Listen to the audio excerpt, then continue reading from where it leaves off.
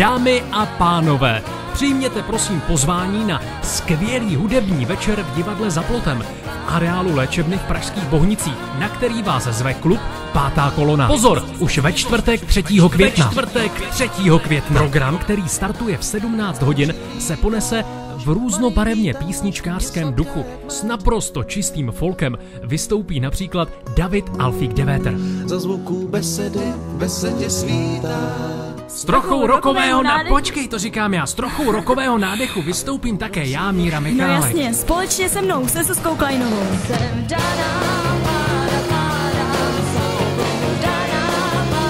Přátelé, věřte, že příjemnou perličkou bude také ulicí ostřílený hráč v akordeon a potulný písničkář Vítek Skřítek Eliáš. A kdo se chce smát, jo, ať se směje.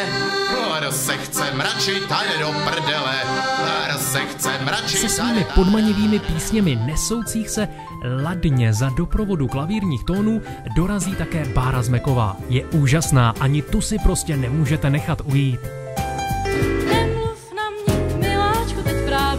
Náladu vám svými vtipnými texty 100% zvedne písničkář tělem i duší, který dorazí až z dalekého Lanškrouna. Přátelé, Jirka Hurich! Čes, AS, působí mi hlasu třes, když to platím, proklínám je do nebes. A trochu zvážníme.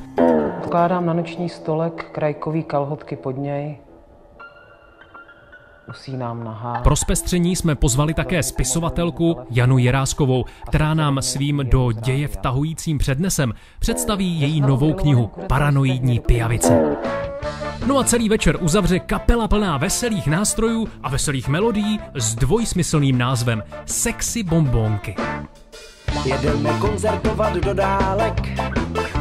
Jo a málem bych zapomněl na to nejdůležitější. Vstupné je, přátelé, dobrovolné a výtěžek půjde na opravu vyhořelých prostor klubu Pátá kolona. Takže podtrženo, sečteno a vy si pište.